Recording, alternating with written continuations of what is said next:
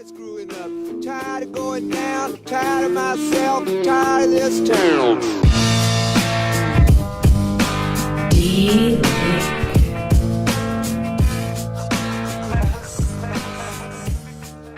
Eminent Waste of Time, episode 22. I'm Doug. And I'm Chad. And on the way here, I called a good friend of mine that lives back up north still, and we're talking very animatedly about everything that's been going on since we hadn't caught up in a couple weeks. And all of a sudden it dawns to me, I still have a show to do. My voice is already my throat's starting to get that raw feeling from being in a car and talking the whole time. Are you yelling at people? No, you just kind of get going into a conversation, and there's been a lot that's been going on, and didn't have a bottle of water in the car, and I'm like, okay, I gotta go. Kind of abruptly. Yeah. My exit's coming up. I gotta go. I didn't really spell out the reason why, but my thought was I probably need to save some of this for the show. Yes. Or no. Episode 22 deserves better. Or I just make you talk a lot. I can talk a lot. Doesn't mean I know anymore or it will be useful. But I've done that, and then I look over and people are looking at me, and I realize that I was very animated and very loud. It's like, they probably don't know what's going on. They think I'm angry. I was going to say, I wondered if people on the highway were kind of looking over thinking, man, that guy's really going at it with somebody. Yeah. I've been told by many, many people, including my wife, that I look mad all the time. Now, you guys that are watching here, I'm normally laughing, so you don't see it as much. I don't even really get that around you, though. No, but you know me. You know how I normally look. Well, that's true. I've had people at my church tell me that I wouldn't go down a dark alley if I saw you down there. Thank you. I don't know how to respond to that one. I guess you do kind of have a natural, your resting face is not congenial. When I'm not smiling. Yeah. And I'm not mad. It's just I don't naturally smile, I guess. Whatever.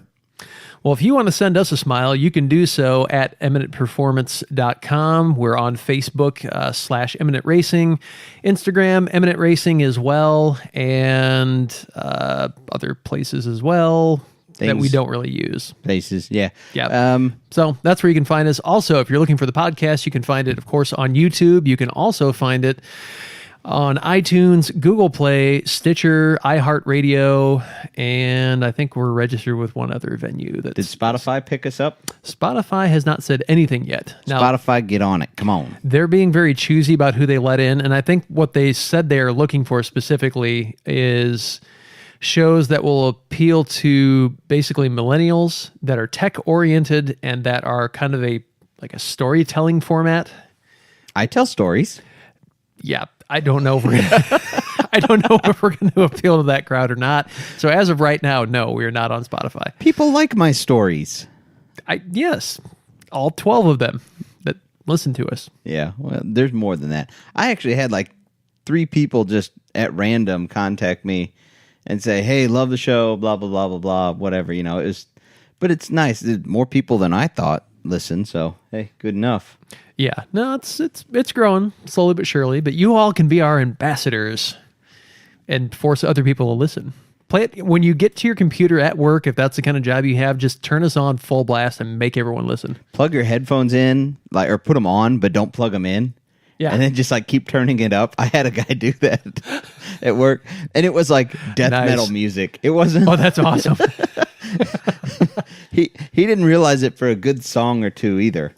And he just turned it up until he could hear it through the headphones. Perfect. And it was just death metal music going in the IT offices. So that does not qualify as the reasonable volume? No, it didn't. We all just kind of laughed. He took his headphones off and finally was like, "I'm sorry." And we're like, "Nope, it's all right." Whatever.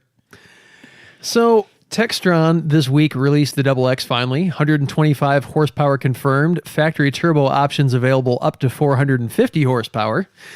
15-inch wheels, 30-inch tires. It has full doors, 4-wheel diff lock, and it's got a trophy truck style suspension, uniball front end attachment points, captive tie rod ends instead of a single shear, and interestingly enough, they actually have an alternator, which I think is a UTV first. I believe it is, other than aftermarket kits that you can buy.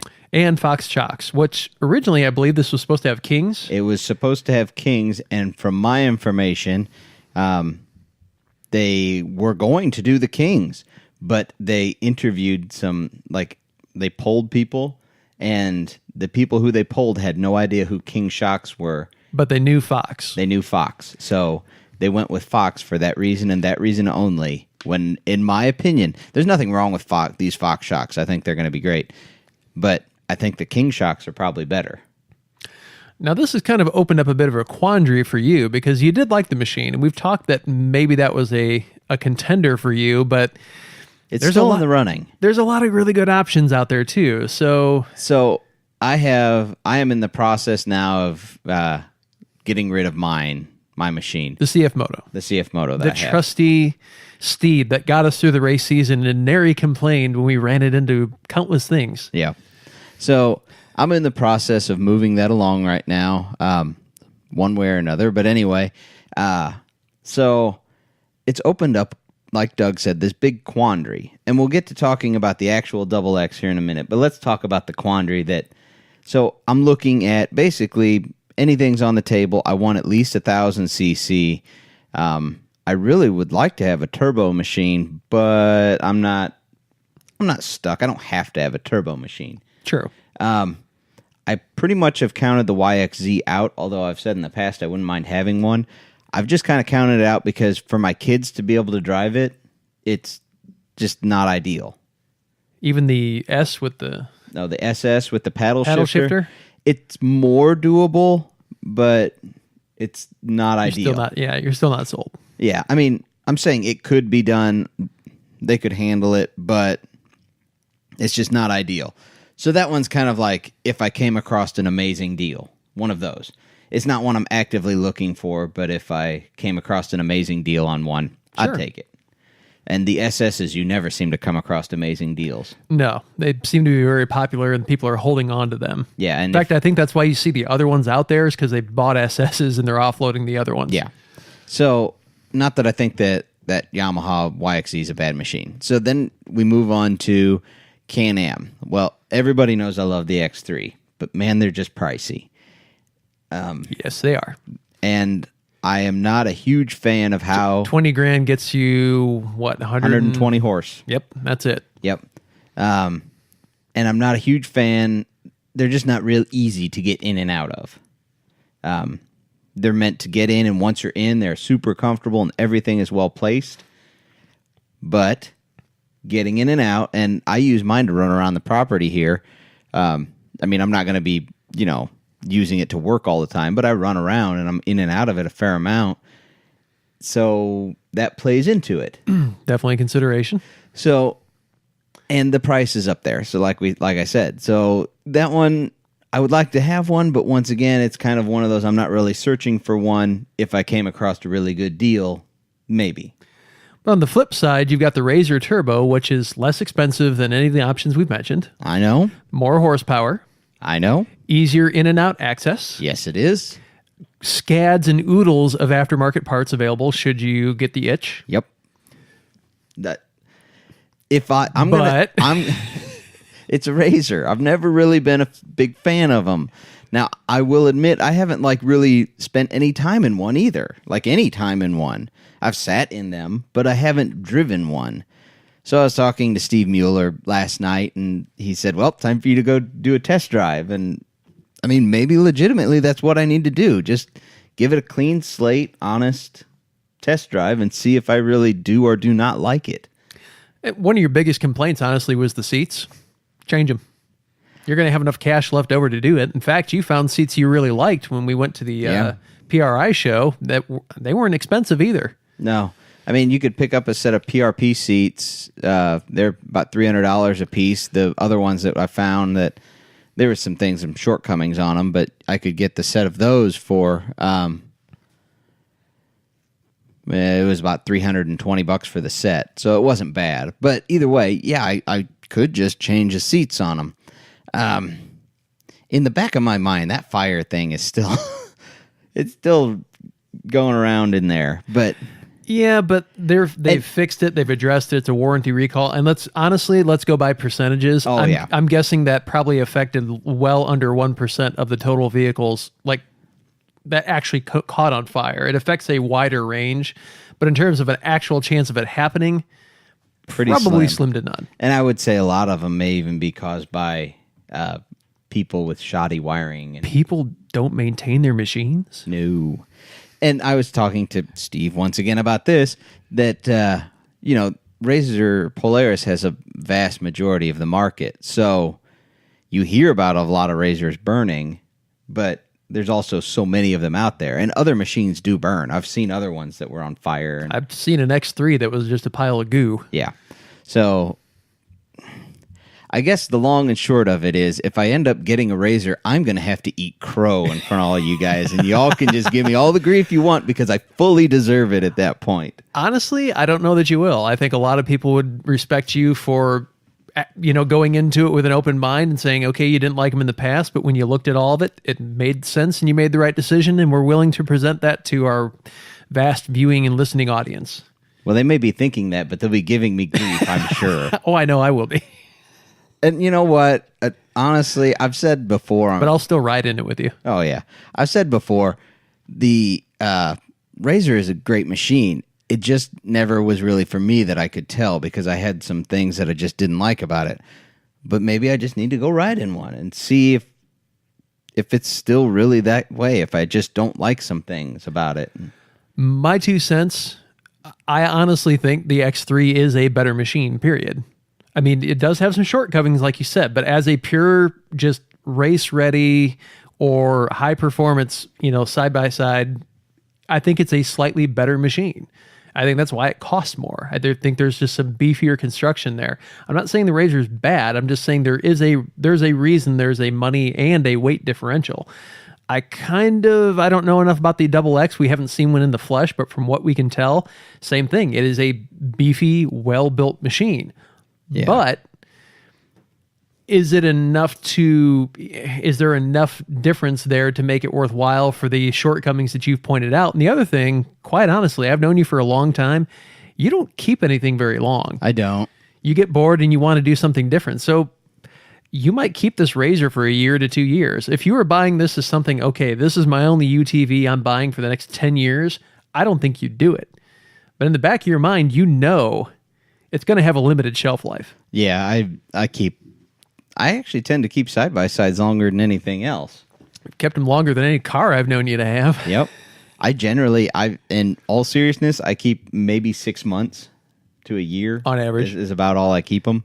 But that's why I'll give you a 4X benefit and say you're going to keep this thing for 2 years. It'll be fine for 2 years. Yeah.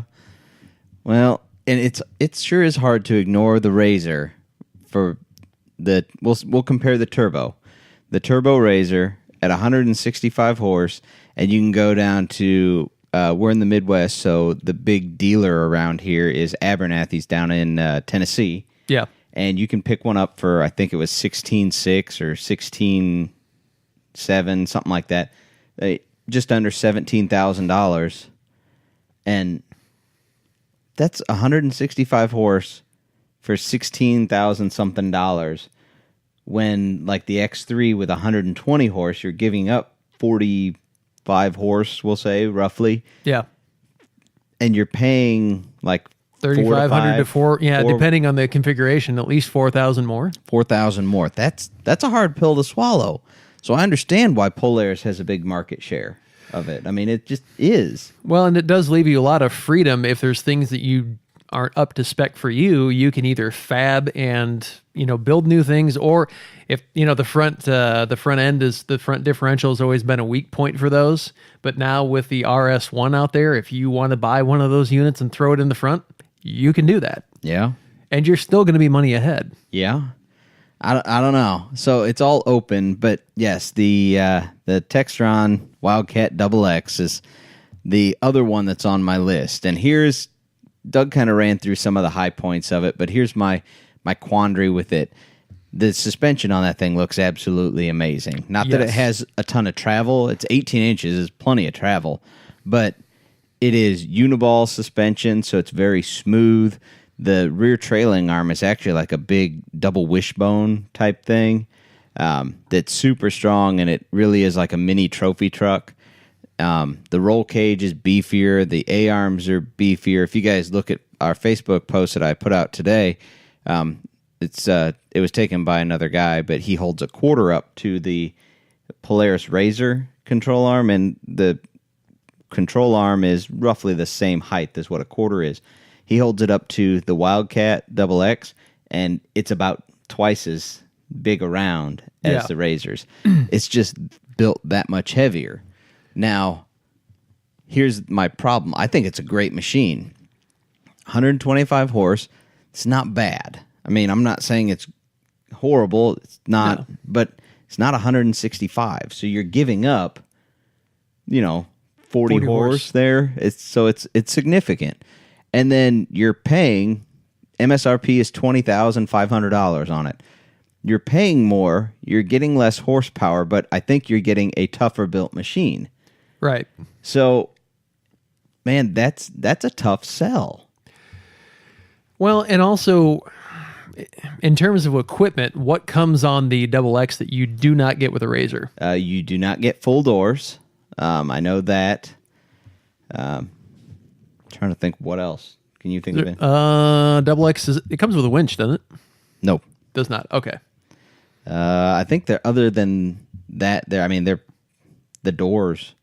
That's about the only difference. Okay, that's the big thing. I was trying to remember myself if there was anything else obvious that stood out between the two. The Double X just released 2 days ago for us, so it's still new. We're trying to learn about it and all, but you get an alternator. You do get an alternator, which I really do like. But there are aftermarket kits for even the Razor that you can put on there. True. And I'm not trying to justify buying the Razor over it. I'm just saying these are all overcomable shortcomings. But by the time you beef up everything, you notice how I'm kind of flipping back and forth I here. get this. You're playing devil's advocate. I am. I'm doing a really good job, too. But by the time you beef up everything, let's say, okay, you upgrade the suspension, you build heavier trailing arms, or you do whatever you feel like you need to do to make the suspension better, and you put a bracket on it, and you put an alternator on it, and you put doors on it, and you do this, that, and the other. And so now you've got them to where you kind of equivalently feel like they're built very similarly. Yeah. Are you actually any money ahead? Now you'll be horsepower ahead. You'll be horsepower ahead. And that's kind of the kicker. So if you want to get the Double X up to the same horsepower, roughly. What's the stage one gets you actually to what, 180? Well, they're saying between 150 and 180, I think is what it was. Okay, so it's kind of like most of them. It depends on your engine. Right. But that's so let's call it the same. Yeah, that's like a few $1,000s, I think is what I saw on the... I think it was $3. It was $3. And your time to do it. That's not installed. That's you doing it. That's you doing it. So now you're at $23,000, we'll call it, for that, for the same horsepower. Well, man, to get to $23,000 on a Razor, you're going to spend about $7,000 more just in accessories. So no matter how you look at this, you're basically always going to be between 3 and 4 behind. Yeah, pretty much. And it's a tough one to figure out, because I can build a lot of things for $7,000. Yes, you could build a tube chassis in your own buggy. Yeah, I mean the reality is that's a whole nother used machine. You can go pick up. I was gonna say you'll be lucky if you get 7 out of the CF Moto. Right, it's a whole nother machine that you could buy just for the price difference between the two. So it's a tough sell, but. So it's kind of it is an interesting quandary. We're bringing this all to you because honestly, we're just curious what you think. Weigh in, and I don't know that it's going to unduly influence any decision we make. And by we, I mean you, because I'm not shelling out for this thing. But we're definitely interested to hear what you think about it, and it's a good discussion point. I mean, my impression, honestly, was that the Double X is really well built. I kind of felt like they needed to be more aggressive on the price point to make a splash in the market, because the problem you're running into is the Can-Am X3 has kind of established itself as the big dog. Yeah. And you're running head to head with it on price within, a couple $100. But the Can-Am's a known quantity. Nobody knows anything about this other than the published specs. It's a brand new machine to the market that honestly is going to have its own quirks. We talked about a few of these. They've obviously done a lot of testing and a lot of engineering, but in the real world, you know how that goes. Any car company that's released a car that's had a horrible flaw that people said, how didn't they see this? Sometimes it just doesn't come out in the testing because you don't consider an option. What if this thing eats belts every 200 miles and they're $350 to put a belt on it? Yep. The pairing of the Yamaha motor and a CVT is an unknown. Yeah, I mean, well, so that brings out, they ran the Double X at King of the Hammers. Yes. And and I wish that they would show the whole video of it, but I've yet to find it. They showed the Double X racing against an X3. And everyone's like, oh, it's just chewing it up. It's not chewing it up. It's in front of it, but it's sure not running away from it either. But the Double X ended up breaking. Both of them, that I think there was two that were in the King of Hammers, both of them broke, or at least the one I know broke. The factory-sponsored one. It makes you wonder if they were pushing him extra hard to try and stay out in front of it. Because when you say X3, I assume you're not talking about the 120-horse base model. No, it looks like the full big one. Okay, so 172 horse, which just makes me wonder if they were pushing too hard. Well, no, when it actually broke, when the Double X actually broke, they were legitimately crawling over a YXZ that was broke down. Okay. And what they did was they got over it, and there was a big drop, and they basically nosed right into the ground and hit so hard it broke the motor clean out of the frame. Oh, jeez. Okay. So that's not normal. No. I mean, not a normal circumstance to find yourself in. Well, but I mean, I've seen guys lawn dart them and roll them, and if all of a sudden now the motor's broke out of it, I mean... You can't fix that in the pits? No. Now, they say... Textron has said that they have already remedied the situation. They kind of blamed it on Yamaha, whatever. I mean, I get that because it was Yamaha's casting, their motor. Right. But they said there's plenty of beef left in the blocks, so they drilled and bored, and now they've stepped up one bolt size. Gotcha. Okay. To that, so to try and remedy that. Will it fix it? Who knows? I mean, like you said, that's a rare crash type anyway, and most of the time if someone's going to crash it like that, it's going to total it anyway. Right. So I get that, but it still makes you wonder if, a couple small crashes will end up cracking it and breaking it. Yeah. I don't know. Yeah. And that's one of the unknowns. Those are the things. I mean, you and I have always had a standing rule of never buy anything in the first year. Yeah. I normally absolutely refuse to, but in my opinion, there's not a whole lot out there. I mean, there's choices, don't get me wrong, but the X3 is it's ridiculously expensive. It is. For what you're getting. Yeah. And the Double X seems to be built tougher, the overall machine. Yes. But you're still not getting a whole lot of horsepower. Yeah, well, and kind of dovetails into a discussion we had a couple episodes ago of when is enough horsepower enough, and are we kind of already there depending on the type of riding you do? Is 125 horse enough when you're riding in tight woods situations, the kind of riding that you typically are going to find yourself in up here, versus it's not enough if you're out in the dunes or out in the desert? I get that. Right. You can never really have enough horsepower in those situations. But around here, is 125 enough? I mean, obviously we always want more, but do you really need more? I think 125 is plenty for around here, in all honesty. I mean, I really don't think I would need any more. So what's getting to a 165 by you with turbo lag? Because, well, there is and there isn't turbo lag. There's things to overcome it. But that... I'm just throwing out all the devil's advocate right. arguments I can think of. So, but what it buys me is it doesn't limit me to only having a good machine in the tight woods. True. Because I plan on traveling with it some and everything else, and I don't want to get out somewhere, we'll say the dunes, and all of a sudden it's like, I wish I had more.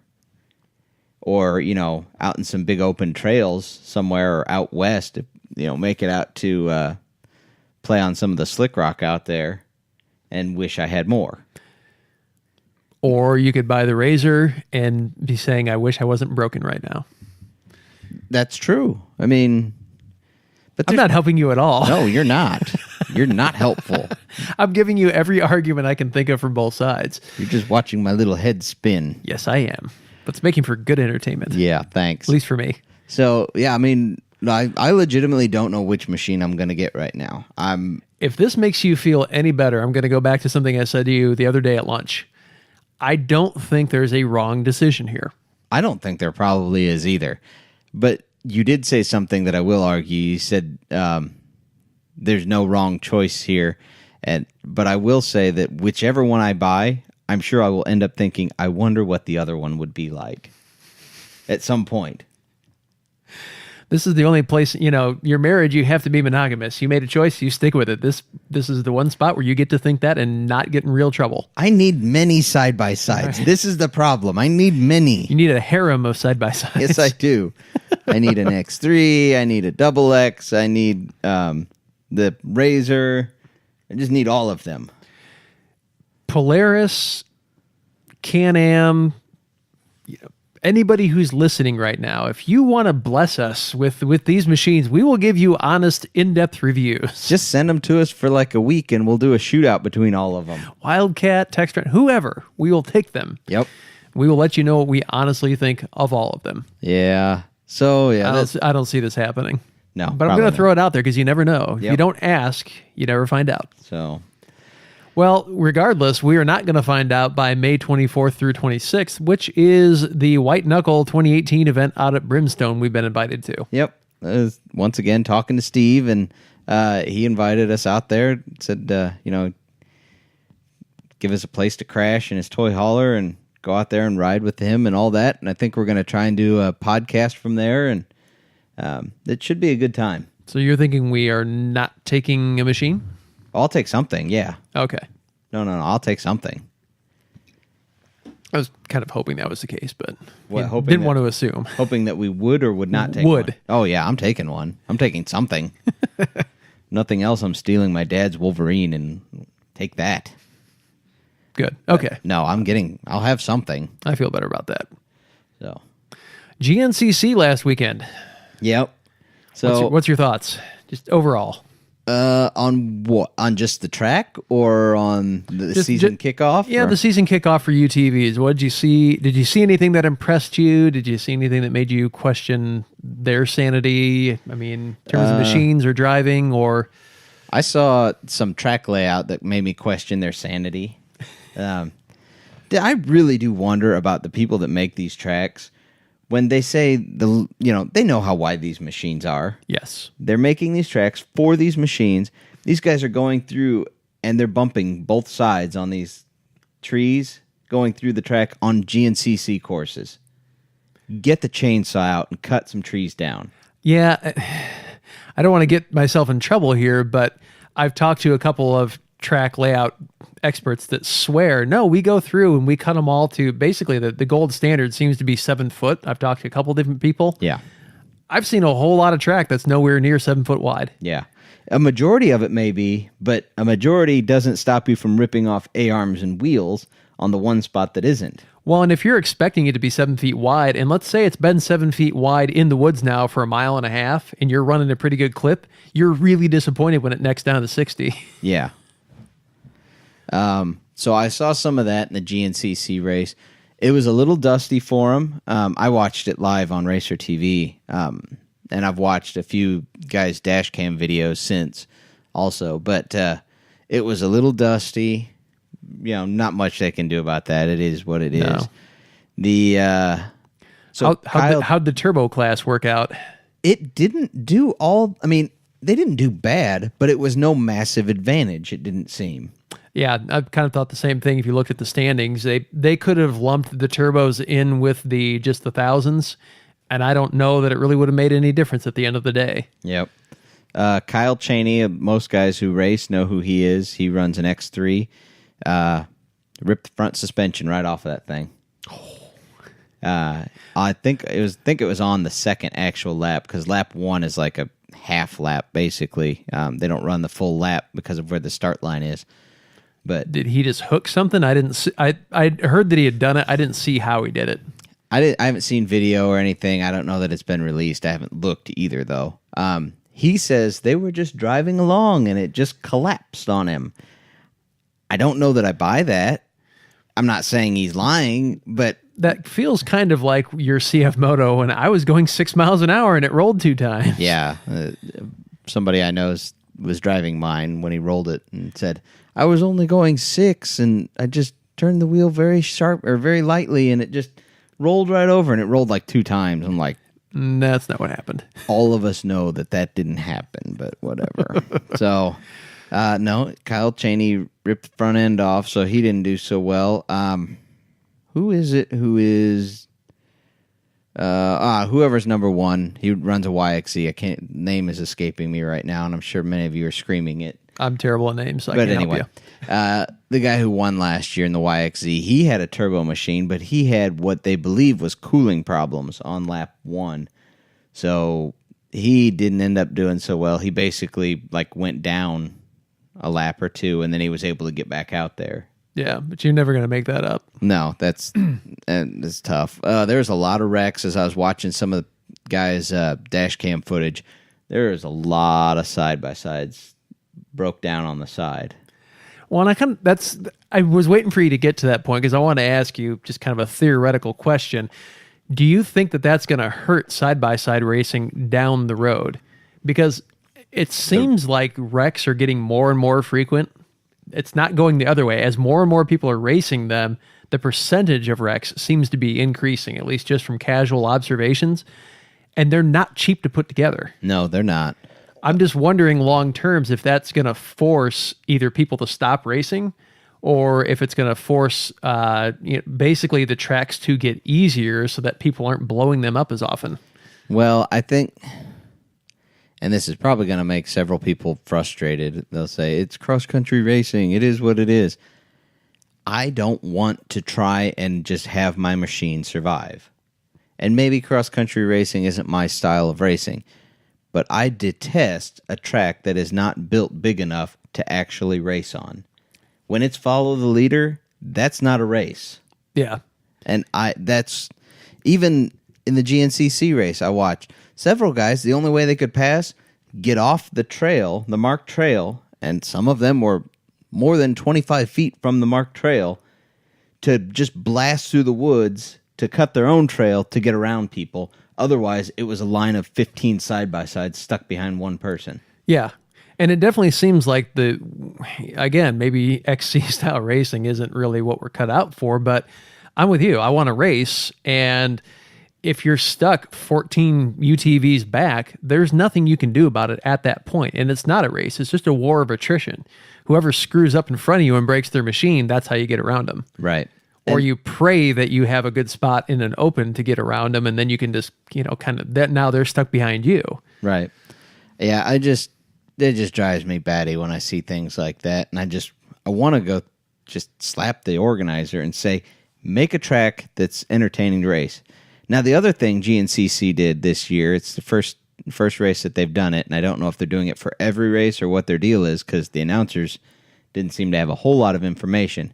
But when you come up to the last 2 turns before the finish line and then 2 turns out of it, you have to run 10 miles an hour.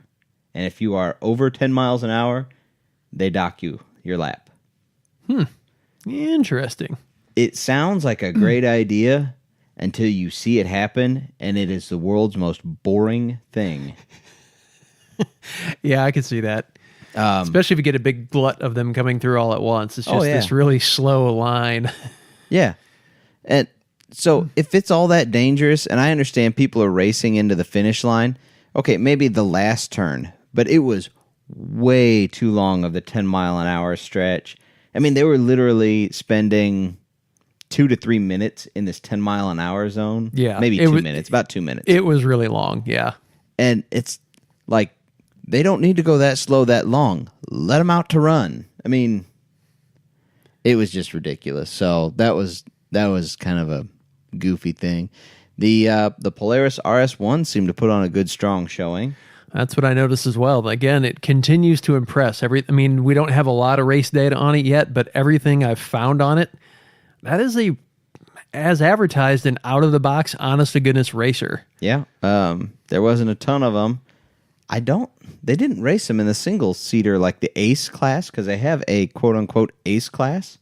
I don't think they raced them in there that I could tell. They raced them in with everything else. Well, technically, Polaris is distancing themselves. It's not an Ace. Right. I agree. It's just a single seat turbo that's been, standard UTV turbo that's been beefed up and, made into what it is. So, yep. So, yeah, but it was interesting to see those out there mixing it up.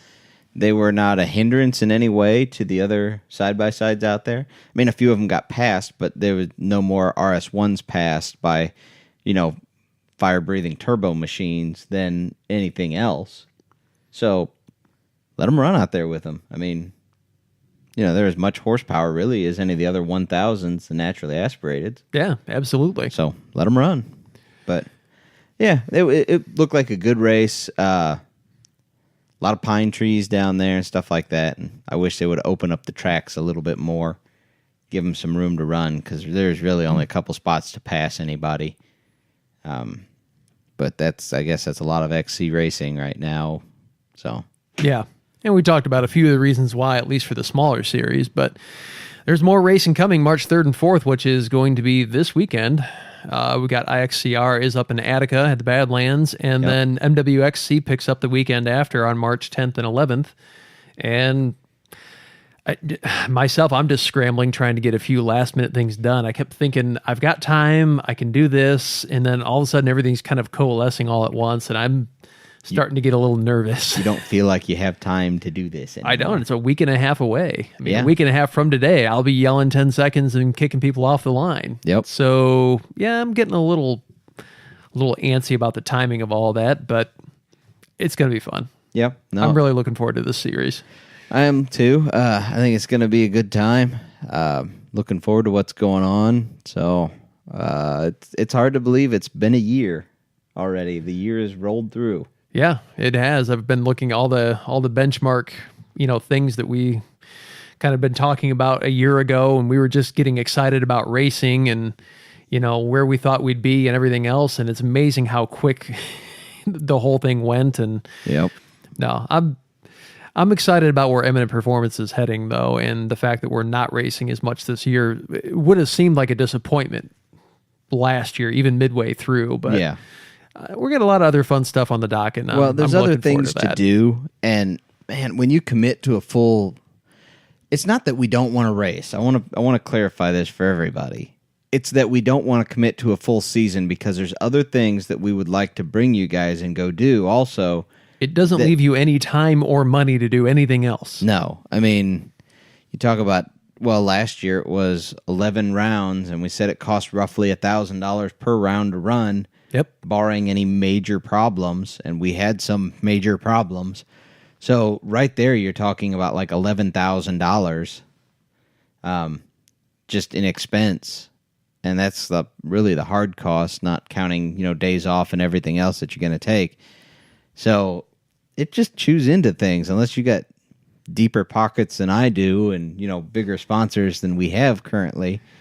It costs money, and we didn't want to commit to something that we knew we wouldn't do every one of them. I'm not going to tell a sponsor, yep, we're running every one, and then we run half of them. Or don't. I'm just not going to do that. I'll eat the cost myself and just say, we're going to do what we're going to do.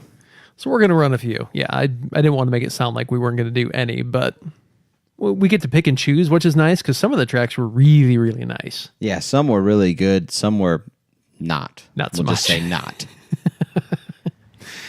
All right. Well, hopefully, as things progress, we're going to have more to bring you on that race front, and we'll keep you posted on Chad's dilemma. It's a good dilemma to have. I'm not. There are worse problems to have. First world problems. Which awesome UTV do I want? Yeah, that's kind of what it is. So, no, and like Doug said, though, if you guys have any input and you want to send it to us, please do. Cause absolutely. In all seriousness, I am completely up in the air, and I don't know which one I'm going to get, but I'm going to get something. It's probably going to happen here within the next month or so anyway.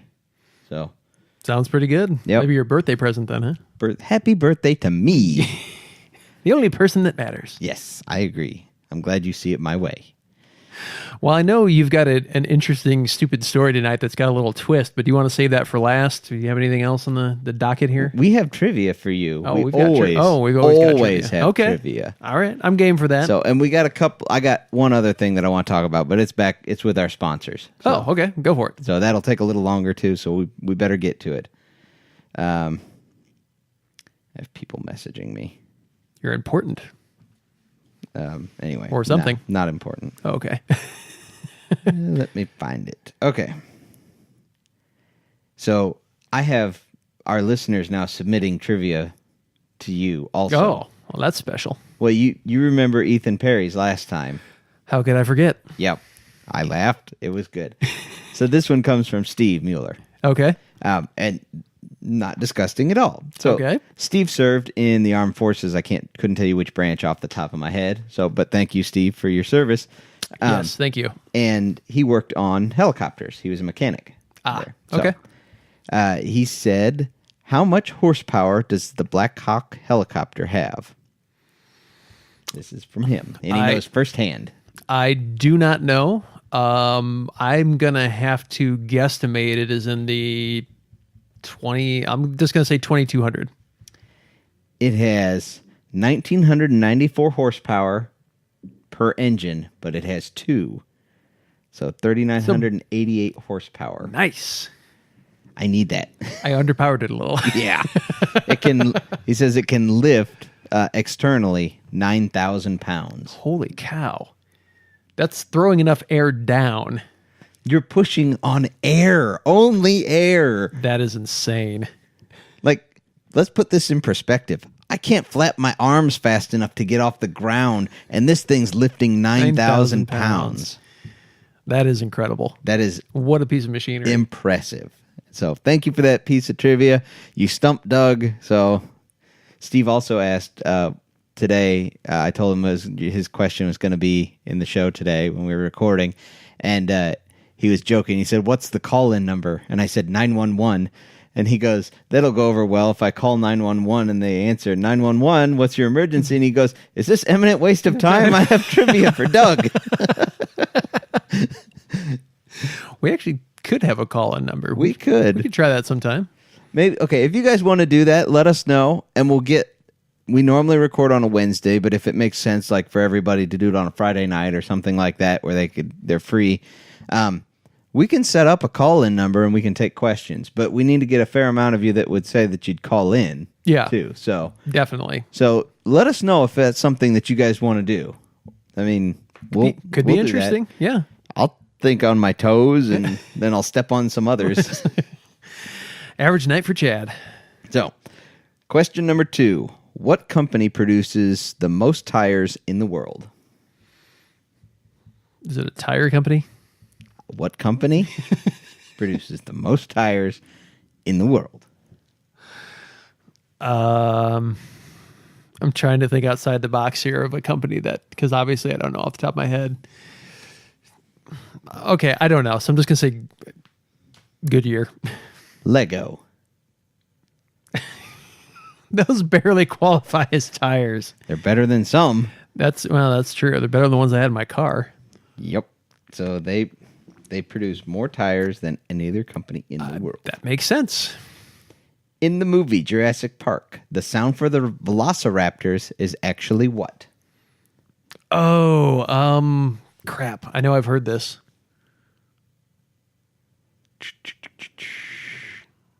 It's some bird, but I can't think of. Okay, I give. Nope, mating tortoises. Okay, now that you've said that, yes. I remember it being something weird. I was thinking it was a bird for some reason, but I'm picturing like a dude with a microphone over two turtles doing it. It's like holding it right there next going to home. Hey, honey, how was your wife? How was your day today? What'd you do? What's for dinner? Like just avoiding the subject entirely. Yeah. Okay. I know I'd heard that before, but that movie came out in 93, so that probably was good trivia for the mid-90s. But yep. How did Neil Armstrong and Buzz Aldrin decide who would walk on the moon first? They had a fight to the death, and one of them yielded. to the death. They're both, well, they were alive. They're One not of, alive one, now. one of them yielded, like I said. No, they had an arm wrestling match. Yes. I actually was going to throw that out there, But but you didn't say it. you beat me to the punch. Well, then stop. They arm wrestled for it, which I love. Take this more seriously. Because those are like, seriously, those are like two of like the just most awesome guys you'd ever want to meet. I mean, think what it took to have the guts to do what they did. How would, I mean, seriously, they're not going to decide that on a quarter flip or like, no, I really think you should go first. We'll draw straws. Yeah, no. Think about what it took to, we're going to strap your rear end to the top of this giant fuel cell and light the bottom of it in hopes that we shoot you at the moon. Exactly. And you make it. And we've done this several times before. Our track record's not really good on the success part. Like by percentages, this was not a slam dunk. No. And they're like, let's go. And yeah, it'd be fun. I'd try it, but there's not many people out there who would. I'm not aware that there's video of the arm wrestling match, which I really wish there was. They're arm wrestling in space. I'm wondering how that works. I mean, like they got their arms locked, and I'm just seeing them like rotate in space. You know, I don't know how it works. Like no, they got chairs they can strap into and stuff. They strapped into arm wrestling chairs they brought along. All spaceships have those. Everybody knows that. Sorry. Okay, number 5. In early blah blah blah words are hard. In early productions of Sonic the Hedgehog, what was Sonic shown as? Before he was like the Hedgehog, what was Sonic? I don't know that I've ever heard that. I always assumed he was a hedgehog first. No. In like the whiteboard drawings and the early things that they were doing. Porcupine. Nope, he was Sonic the Sea Otter. That's terrible. Who thought that was a good idea? No, I'm glad someone got a hold of them. Usually they come up with a character idea and they build everything around it. They don't come up with a weird character and they go, maybe we should do something different. Sonic the Sea Otter. Sonic the Sea Otter. They're not fast on land. Nope. Like no matter what you do, they do not have an anatomy that lends itself to that. They're kind of cute when they play around, but that's about it. So anyway, moving on. Oh, Sega. If the human eye, number 6, if the human eye was converted to a digital camera, what megapixel would it be rated at on average? I know everyone's vision is a little bit different, so. Is that a real question? It is. They've actually done this. They have, well, yeah, I mean, they've done the math. They've never actually taken a person's eye and stuck it in a digital camera. Why not? I want real verifiable. Okay, I'm going to assume it's not as high as you'd think. I really don't know. 16. 576. I'm really surprised it's that high. Yeah. Because, well, when you go back to the arguments about high-def TVs, right? A 4K TV, you know, let's say you've got a 1080p television that you watch from 15 feet away. You got a big living room. Yeah. You go to 4K, you can't tell the difference. Right. The human eye can't pick out the difference. Right. But have you ever looked at something that's, several hundred feet away and you can focus in on it pretty good? Yeah. I'm just saying that I'd be interested to know how they come up with that number because it seems like one of those stats that, yes, if you look at it this one particular way, completely out of context, it makes sense. Yep. I'm going to research that now. You do that, and I will admit if I'm wrong, but that's the information that I was Well, no, given. the information you have is correct from their standpoint. I just think it's one of those... It could be a skew. Like a very misleading statistic. Okay. We'll see. I know my eyes aren't anywhere near that. How many words are in the U.S. Constitution? All of them. Yes, all of them are. I don't know. 782. I know that's not right. 4,400. And also, it is the shortest constitution. It's 4,400 even? Yep, 4,400. I wonder if they went back and were like at 4,401. And you got to take a word out there somewhere. Take out the right there. We don't need that the. We people. we peoples. But actually, it is the shortest constitution in the world also. Yeah. I did know that. I'd never heard a word count on it. I guess I'd never cared to know that. I think India has 144,000 words in it or something like that. There's some super long-winded ones. But part of that's because we were based as a nation of nations. Right. India's constitution is the supreme law of the land. I mean, our constitution is too. I'm going to, no matter, somebody's going to nitpick me to death on this. But the idea was each state was a sovereign state. They were a sovereign nation unto themselves. They were just banded together. And so they wanted a very loose federation. They didn't want it to be very top heavy. It was supposed to be the states decide what they're doing inside the state. Yeah. And here's a few general guidelines for everyone else to play by to make this whole thing work. Fat chance of that now. Yeah, well, yeah. I mean, you want some facts? I could go into hours-long discussion about court hearings and how the Constitution changed, and I could bamboozle you with a bunch of stuff about why we are where we are now. Yeah. But let's not do that. Thank you. Okay.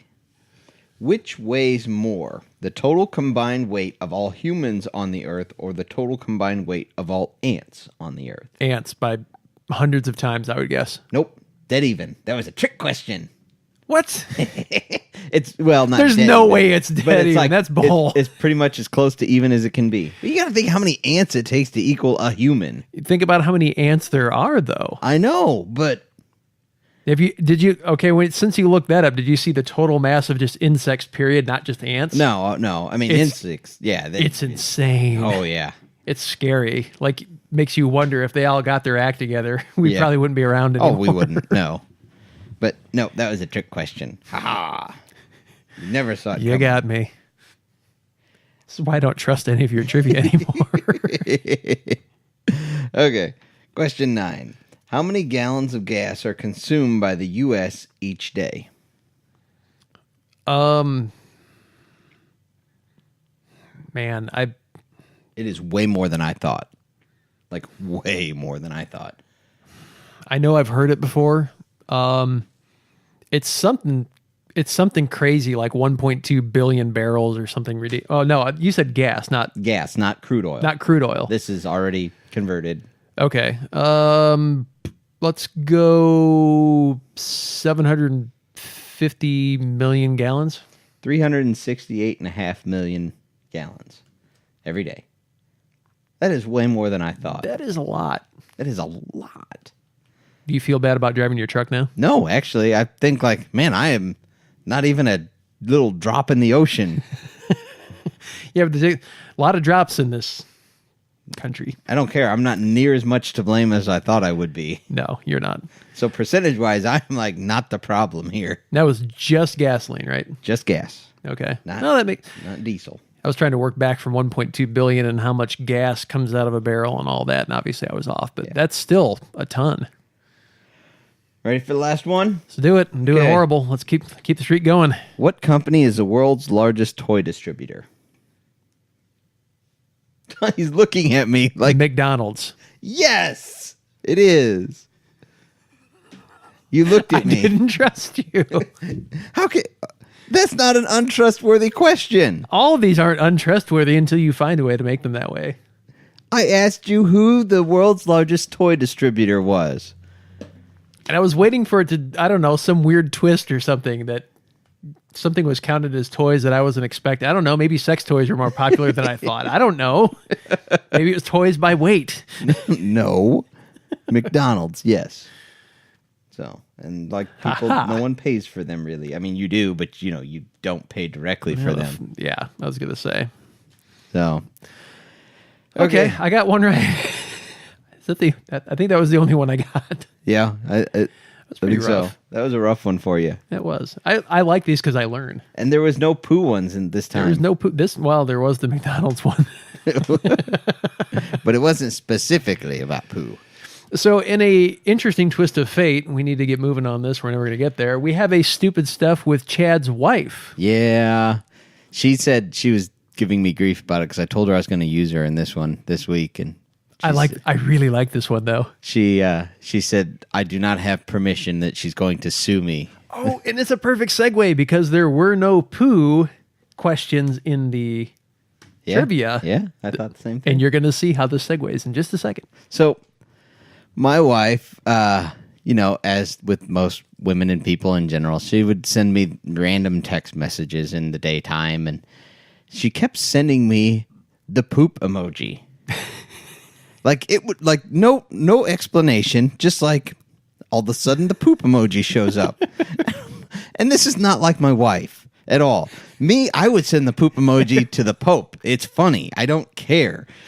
And most other people who know you would have no problem sending you that randomly. Right. But my wife, no, not at all. So I'm trying to, and I would just send back question marks or something, trying to figure something out. And she would go on talking about whatever.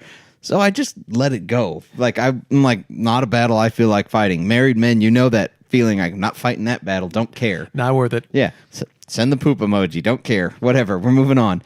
I kind of thought maybe she was getting a better sense of humor or something. Oh, yeah. I was like, sweet. She finds poop humorous like I do. So she goes on doing this for a long time, and then finally she sends it, and I was just walking in the house or something like that. I was seeing her just shortly after she sent the poop emoji, and I said, "Why do you keep sending me that emoji?" And she goes, "What one?" I said, "The poop emoji right here. Why do you keep sending me the poop emoji?" And she goes, "That's not the poop emoji. That's chocolate ice cream."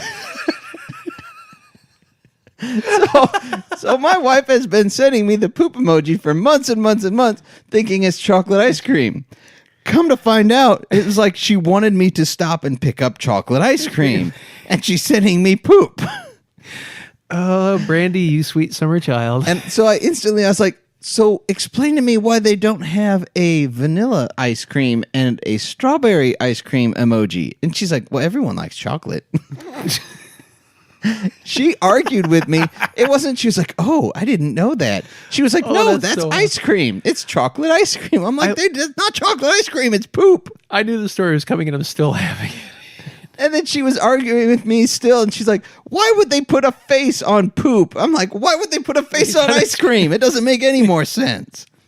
She legitimately argued with me for, I don't know, days, little bits back and forth, saying that was actually chocolate ice cream. It was not a poop emoji. And I was like, that is so clearly poop. You should have told her, if you want to test this, send a text to your best friend and say, when I think of you, I think of poop emoji. And see what they say back. See how that works out for you. That's a good test. Oh, yeah. You're going to find out real quick. Yep. So there's my story. This is the kind of stuff that goes on around here. So, I love it. Well, we do need to thank our sponsors, so I'll go through the normal ones first. Yep. Which is, of course, Watch Communications, which is why you're hearing this podcast. And if you don't want to be hearing this, I'm sorry, but Watch Communications is still an awesome sponsor. Really appreciate them. Go look up their link. If you live in rural Indiana or Ohio and you need internet access, they might be able to hook you up if you're in one of their coverage areas, or if you live anywhere within the sound of my voice and you need web hosting, they can hook you up there too. Also want to thank UTV-doors.com and TGM Off-Road, and I'm going to let you take it away. And we also, UTV Engineering. UTV Engineering. Those guys, thanks you. They're going to help us with some clutch work, and they make some other parts too, so definitely get with them. I think their big presence is on Facebook right now. I need to get a link on the website to Facebook then or wherever. I will do that. Okay. And the other new sponsor that we've brought on is Harrison Powersports up in Harrison, Michigan. And this is where I wanted to take a few minutes to talk about this, because it kind of strikes a chord with me.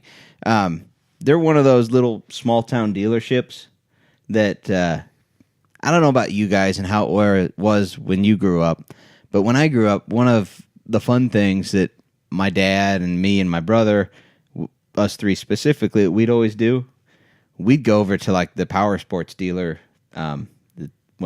flat out up in Elkhart. Yeah. They're the ones, they were there. That's where we got all of our stuff from. And they're just a little local Powersports dealer. They're not some big massive place, and they've grown over the years even. But Harrison Powersports up there in Harrison, Michigan is a lot like that. It's father and son team, just a little dealership there in Michigan.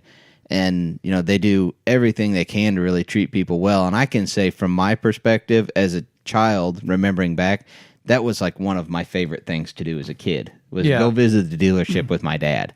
And we didn't buy something every time. You know, a lot of time it's just going to look. And I may have seen everything that was in there already. But and that's the beauty of it. It's a small town kind of gathering spot, basically. Yep. It's, you know, you're not going to the bar, you're not taking your kids to the bar, but you find that group of people that tends to, you know, come around that, and it basically becomes its own kind of watering hole. Yep.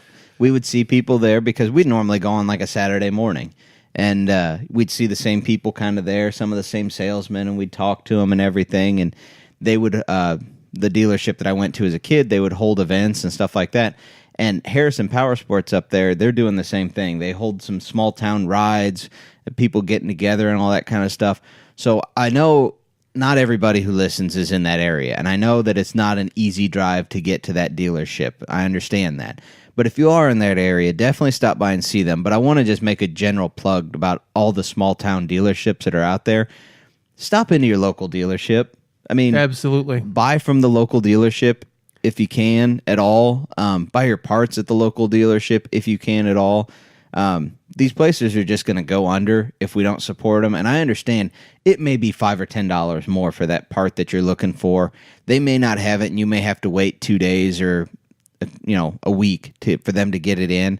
But if you don't support these little dealerships, they're going to go under, and we're not going to have them. They're not going to be that resource that will have what you need when you actually need it, like today. Yeah. Because if you order offline, you're just not going to get it as quick if they have it in stock in a local dealership. So, same thing if you're involved in a race series, buy from the series sponsors. They're putting money into that race series so you can do what you enjoy. Buy your parts from them.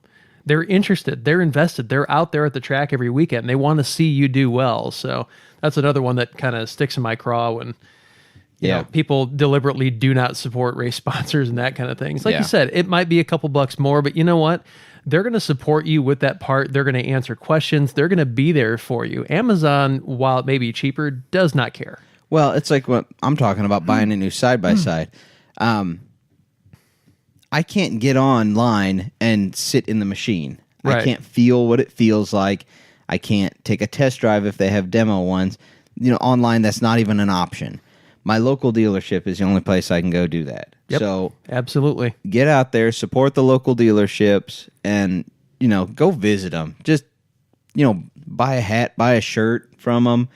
You know, get your parts and oils there and stuff like that. You know, if it's $5 or $10 more, it's not really going to break your bank normally, but it means something to them to know that, you know, you find them a useful thing in the community. So absolutely, that's my plug. But yeah, the main thing I wanted to talk about was our new sponsor up there in Harrison Powersports. But and I will get links pushed out for them as well on the website, and I'll try and throw them in the comments in the YouTube as well. Yep.